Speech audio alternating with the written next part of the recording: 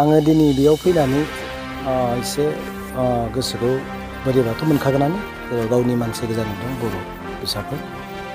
दा बे जिथु इभेकसन खालामजानाय न' सेफायजानाय गिर्जा सेफायजानाय बा बाथौ मन्दिर सेफायजानाय बेखौ जोङो जेब्ला जोबथेसालियाव दङमोन बे समावनो जोङो टिभियाव नुदोंमोन।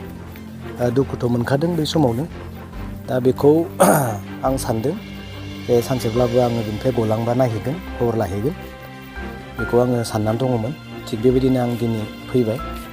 सिगां जिथु जों हमजानायनि सिगां थांनाय बोसोरावनो जिथु गुवाहाटियाव बोरबरियाव जादोंमोन, बेयावबो जों थांनाय जादोंमोन। जिथु जों गावनि मानसिया होखारजानायखौ निस्सय जों बयबो नायहैनांगोन, जायफ्रा सुबिदा मोनदों। बे हिसाबै दिनै जोङो बेयाव नुफैबाय बिथांमोननि जिथु न' बांफोराथ' गैखालानो आरो बिथांमोना प्लास्टिक खानानै दङ। बिराद खस्थ'यै जिहेतु बिथांमोना सोलिदों बेखौ जों बयबो फिल खालामनो हायो। दा बिनि बागै सरकारा मा राहा लामा लादों बेखौथ' जों मोनथिथ'ला। नाथाय बिथांमोननियाव जों सोंनानै मोनबाय दा बिब्दि जेबो जाथ'वाखै, हयथ' इयुनफ्राव जागोन खोमा, बेखौनो मिजिंथिदों। बिथांमोना गावनिनो सरकार दङ हिसाबै थानो मोनगोन निस्सय बेयावनो, आरो सिगांनि आयेन थाखानाय हिसाबै ग्रेजिं लेन्डआनो होन, फरेस्ट एरियानो होन, बा बबेबा खासलेन्डआनो होन, वाटार बडिस जागाफ्रानो होन, बययावबो जों जिथु दा थानो मोननायनि मोन्थाया दङ। बे सैथो जों बेयाव थानो मोनगोन होननानै बिथांमोना आसा खालामदों आरो बेखौनो फोरमायदों। फैबाय थानाय समाव बिथांमोननि न' बाङा दिनै गासैबो सिलिंखार जाजोबलांबायब्लाबो बिथांमोना फिसा फिसा न' लुनानै थाफिनदों। आंनिफ्राय बेनो मिजिंथिदों जे बिथांमोना बे न'आवनो थानो मोनगोन आरो मोजां संसार जानायनि मोनसे परिबेसखौ मोनगोन होननानै आङो मिजिंथिदों। गोबांथार मा बुंनो, बिथांमोना गोबां गोसोआव दुखु दङ, बुंनो सानब्लाबो बुंनो हायाखै। बिथांमोननि इस्साया बेनो बेयाव जों थानो मोननायनि मोन्थायखौ मोननांगौ आरो मोनगोन होनना बिथांमोना आसा खालामनानै दङ। दंफां दाननायखौथ' जोङो गाव मेगनजों नुवाखै, दा दाननानै दोननायफोरखौ जों नुदों। सोर दानदों सोर दानाखै दाथ' जों नुवाबा बुंनो हाला। दा बे सैथोयै आंनि बुंनाया बेनो, जिथु जोंहा फरेस्ट लेन्डआवबो जिथु जोंहा 2006 फरेस्ट डुवेलार्स एक्ट होननाय मोनसे आयेन दङ 2006। बे आयेन मथे जोंहा थानो हानायनि मोनसे मोन्थाया दङ।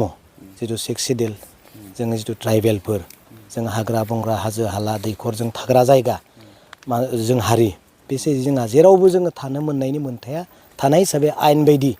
बेखायनो आं बुंदों जे दंफां सोरबा दानदोंब्ला बा फरेस्ट एरियायाव दानदोंब्ला गोथौसिम जेखौ जोङो मानिनानै लानो हाया, बेखौ जेन खालामनायखौ आङो खालामनाङा होननानै आं बुंगोन। जेरै दा जोंथ' बेयाव दंफां बिदि जों नुवाखै, सेवना थानायफोर जों नुदों, हयथ' बेयावनो बिथांमोना थादों। नाथाय जों दाननायखौ जिथु जों नुवाखै मेगनजों, बेनिखायनो आं दा दाननायनि सोमोन्दै सोर दानदों आं बेखौ दा बुंनो हानाय नङा।